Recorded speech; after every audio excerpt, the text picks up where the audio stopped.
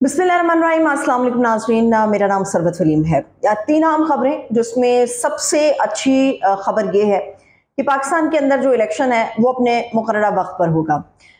इसकी कुछ डिटेल है वो आपके साथ मैं शेयर करूंगी, मगर इसके अलावा जो पाकिस्तान की सियासत का एक भौचाल है उसमें दो अहम फैक्टर्स हैं। एक ये कि मियां नवाज शरीफ साहब वतन वापस कब आएंगे, दूसरा ये कि खान साहब क्या जेल से बाहर निकल पाएंगे, रिहाई उनका मुकद्दर होगी नहीं होगी। इसके हवाले से कुछ अहम चीजें आपके साथ शेयर करूंगी और इसके साथ साथ एक बुरी खबर भी कि पाकिस्तान के अंदर स्टॉक एक्सचेंज क्रैश कर गई है। ये अहम तरीन खबरें हैं और इनकी वजूहात क्या हैं, लिंक्स कहां पर जाकर मिलते हैं, ये आपके साथ में शेयर करूंगी। सबसे पहले अच्छी खबर से शुरू करते हैं। पाकिस्तान के अंदर फाइनली जो इलेक्शन है वो अपने मुकर्ररा वक्त पर होंगे। ये बात कुछ ऐसे मामलात के बाद तकरीबन तय होती हुई नजर आती है जो वाज़ेह इशारे दे रहे हैं कि जो जमातें इस वक्त सख्त नाराज थी, इंक्लूडिंग पाकिस्तान पीपुल्स पार्टी, जो ये बात कर रही थी कि पाकिस्तान के अंदर जो इलेक्शन है वो अपने मुकर्ररा वक्त पर होना चाहिए, जो आईनी मुद्दत है 90 रोज की। गुज़श्ता रोज में पाकिस्तान पीपुल्स पार्टी के कुछ रहनुमाओं ने ये बातें की थी। तहरीक इंसाफ का भी दीरीना मुतालबा यही है कि पाकिस्तान के अंदर जो इलेक्शन है वो अपनी आईनी मुद्दत के अंदर यानी कि 90 रोज के अंदर होना चाहिए, चूंकि इलेक्शन जो है अपने मुकर्ररा डेज से 3 दिन पहले तहलील कर दी गई है। इस वक्त बहुत सारी ऐसी जमातें हैं जो रोजाना की बुनियाद पर इलेक्शन कमीशन के ऑफिस में chief election commissioner Sikandar Sultan Raja से मुलाकातें कर रही हैं और उन्हें अपने मौक़िफ़ से आगाह कर रही हैं। पाकिस्तान पीपल्स पार्टी ने जब उनसे मुलाकात की तो उन्हें भी ये कहा कि आप 90 रोज के अंदर जो पाकिस्तान के अंदर इलेक्शन है वो करवाएं, और फिर गुज़श्ता रोज उन्होंने कहा कि चलिए जो थोड़ा बहुत आगे हो सकता है मामला, लेकिन ये जो हमें पेशगोइयां नजर आ रही हैं कि तमारत इख्तियार कर जाएगा ये मामला, तो ऐसा नहीं होना चाहिए। अब आज चीफ इलेक्शन कमिश्नर से जिन जमातों ने मुलाकात की है उनमें बीएपी और एएनपी, ये दोनों जमातें भी पाकिस्तान पीपल्स पार्टी के साथ जाकर खड़ी हो गई हैं, जो ये डिमांड कर रही हैं कि पाकिस्तान के अंदर जो इलेक्शन है वो अपनी मुकर्ररा वक्त पे जो आइन के अंदर हद है 90 रोज की उसमें होना चाहिए। इसके हिसाब से पाकिस्तान के अंदर जो इलेक्शन है वो नवंबर में हो जाना चाहिए। इसके अलावा 15 अक्टूबर की तारीख भी बहुत ज्यादा अहम है। क्यों अहम है? कौन सी बड़ी शख्सियत, कौन सा सियासी लीडर पाकिस्तान के अंदर आएगा, क्या पाकिस्तान के अंदर तब्दीली या बदलाव आने जा रहा है और किस वजह से ये 90 रोज की जो बात है चीफ इलेक्शन कमिश्नर साहब को समझ आ गई है। गुज़श्ता रोज जब हामिद मीर साहब से गुफ्तगू हुई तो हामिद मीर साहब ने ये बात की कि पाकिस्तान के अंदर इलेक्शन का ये साल है, आईनी लिहाज से इलेक्शन होना चाहिए, मगर 90 रोज के अंदर ये इलेक्शन नहीं होगा।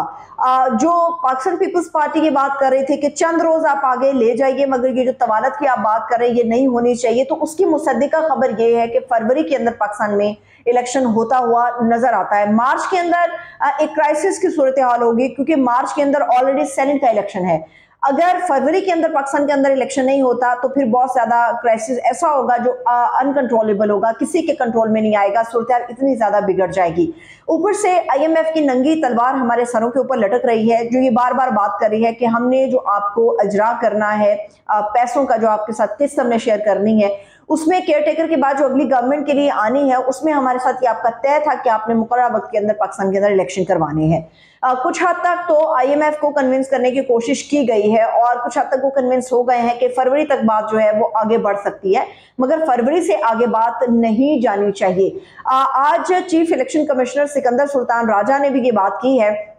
कि हम भरपूर कोशिश करेंगे कि पाकिस्तान का जो इलेक्शन है वो बहुत ज्यादा तवालत इख्तियार ना करे, और मुमकिन है कि इस साल ये उनकी, मैं आपको बात बता रही हूँ कि उनका भी यही कहना है कि मुमकिन है कि पाकिस्तान के अंदर जो इलेक्शन है वो हम इसी साल में करवा दें, यानी कि या तो नवंबर के अंदर पाकिस्तान का इलेक्शन होगा, नहीं तो फिर फरवरी की तारीख 25 तक तो ये लाजमी तौर पर हो जाना चाहिए। उसके बाद की जो सूरत हाल है वो किसी का कंट्रोल में नहीं आएगी। अब बहुत सारी जमातें हैं जो 90 रोज की हद के ऊपर बात कर रही हैं, या ये ज्यादा से ज्यादा बात कर रही हैं कि सेनेट के इलेक्शन से पहले पाकिस्तान के अंदर जो आम इंतखाब का दंगल है वो सज जाना चाहिए। और आज चीफ इलेक्शन कमिश्नर की गुफ्तगू भी इसी बात के ऊपर अपनी मोहर जब्त करती है कि पाकिस्तान के अंदर जो इलेक्शन है वो बहुत ज्यादा तवालत इख्तियार नहीं करेगा, केयर टेकर सेटअप बहुत ज्यादा तवालत इख्तियार नहीं करेगा। और आज सिकंदर सुल्तान राजा ने यह भी कहा कि हम भरपूर कोशिश कर रहे हैं कि जो हल्का बंदियों का असल जो मसला है वो हल्का बंदियों का है। अगर पाकिस्तान के अंदर इलेक्शन हो जाता है तो सूरत हाल बहुत ज़्यादा क्लियर हो जाएगी,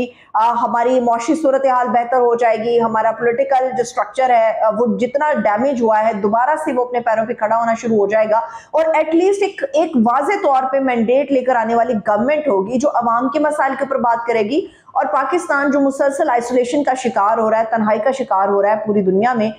उसके लिए एक बेहतर प्लेटफॉर्म जो है वो मिल जाएगा उसे। आज सिकंदर सुल्तान राजा ने यह भी कहा है कि जो हल्का बंदियां हैं उनको हम कोशिश करेंगे कि उनमें ताखीर ना हो, वक्त से पहले जितना जल्दी मुमकिन हो सकता है हम उनको निपटाएंगे। और याद रहे कि हल्का बंदियों का जब पूरा मामला तय हो रहा होगा तो इसके बाद कैजुअल तैयार नहीं होगा, बल्कि हल्का बंदियों के साथ ही इलेक्शन का जो शेड्यूल होता है वो भी तैयार होना शुरू हो जाएगा। तो इसलिए कभी इम्कान है नवंबर या फिर फरवरी के अंदर पाकिस्तान के अंदर इलेक्शन होगा। अब सवाल यह कि इस इलेक्शन में तहरीक इंसाफ शामिल होगी नहीं होगी, इस इलेक्शन में तहरीक इंसाफ के चेयरमैन को हिस्सा लेने दिया जाएगा या नहीं दिया जाएगा। गुज़श्ता रोज एक बड़ा ही मोतबर तज्जिया मैंने आप लोगों के सामने रखा था जिसमें यह बात तय थी कि अभी सजा नहीं, अभी साइफर में भी उनकी गिरफ्तारी है, खान साहब को सजा नहीं हुई तो वो जेल की कोठरी के अंदर बैठ के भी इलेक्शन लड़ सकते हैं। अभी तक का जो मोतबर तज्जिया वो मैंने आपके साथ शेयर किया। अगर उनको सजा हो जाती है तो फिर दूसरा मामला होगा, फिर दूसरी राय इसके ऊपर जो है वो मुस्तहक आएगी। 15 अक्टूबर की तारीख जो है वो शरीफ फैमिली ने अनाउंस कर दी है। लंदन में जो प्रेस कॉन्फ्रेंस हुई मियां शहबाज शरीफ और मियां नवाज शरीफ साहब की, जो मीडिया के कुछ सवालात थे उनके जवाब दिए, मगर उससे पहले ये अनाउंसमेंट कर दी थी शहबाज शरीफ साहब ने कि 15 अक्टूबर की तारीख है, नवाज शरीफ साहब जो है वो वतन वापस जाएंगे। और उनके इस जुमले के ऊपर बड़ा वजन है जो ये जाहिर करता है कि पाकिस्तान में इलेक्शन जो है वो फरवरी तक हो जाएंगे। उन्होंने कहा कि जैसे नवाज शरीफ साहब जाएंगे तो वो इलेक्शन की जो हमारी कैंपेन होगी नून लीग की उसको लीड मियां नवाज शरीफ साहब करेंगे। लेकिन ये अभी देखना लाजिम है कि क्या रिस्क जीरो हो चुका, क्या गारंटीज मिल गई हैं, क्योंकि जहां तक हम सबका नॉलेज है, मेरा नॉलेज है, जिस किस्म के मुकदमात हैं मियां नवाज शरीफ साहब के ऊपर, वापसी के ऊपर उनके लिए जो जगह है वो जेल के अंदर होगी, उन्हें अपने मुकदमात का सामना करना पड़ेगा। तो ये किस तरह से मुमकिन है कि वो इलेक्शन कैंपेन को जो है वो लीड करेंगे। इसके बहुत ज्यादा जो इशारे हैं वो इस तरफ लाए जाने की कोशिश की जा रही है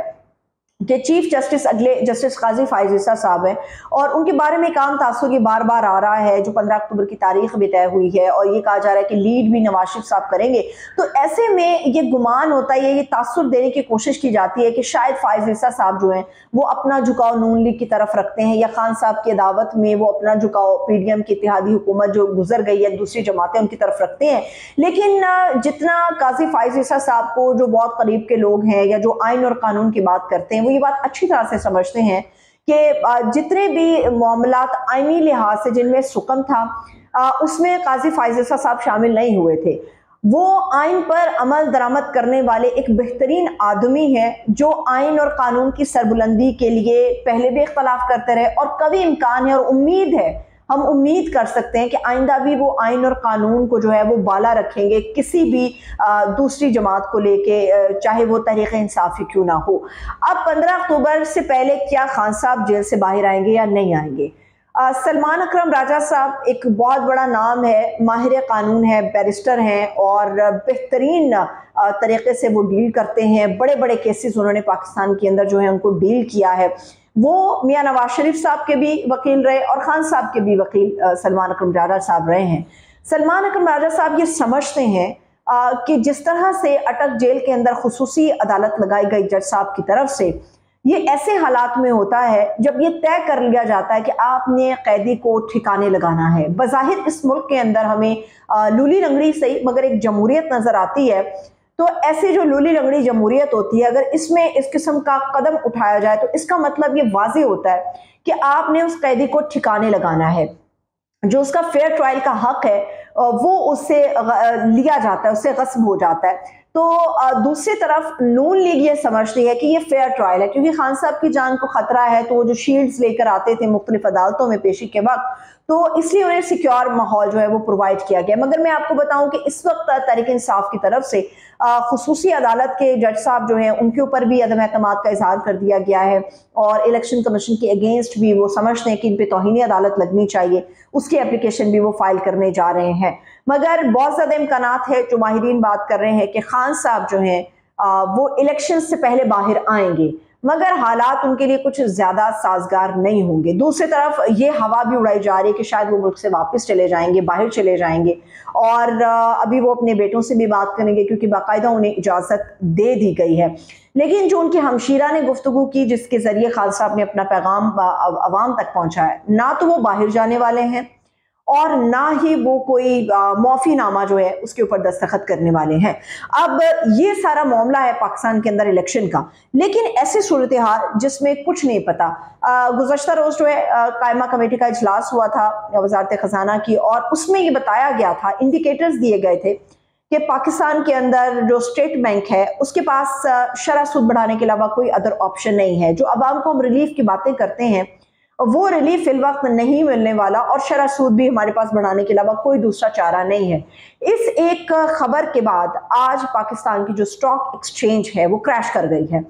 क्योंकि इलेक्शन का भी दूर दूर तक कोई पता नहीं है, गिरफ्तारियां हो रही हैं, पकड़ दकड़ हो रही है,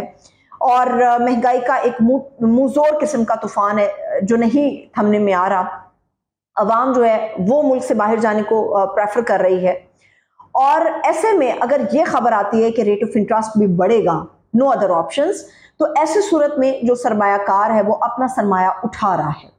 जो बाहर का सरमायाकार है वो अपना सरमाया उठाकर बाहर जा रहा है, जिसके नतीजे में आज बहुत ही बदतरीन डे था। डॉलर हमारा ऊपर चला गया, पेट्रोल हमारा ऊपर चला गया, बिजली की कीमत हमारी ऊपर चली गई है, सरमायादार वापस जा रहा है,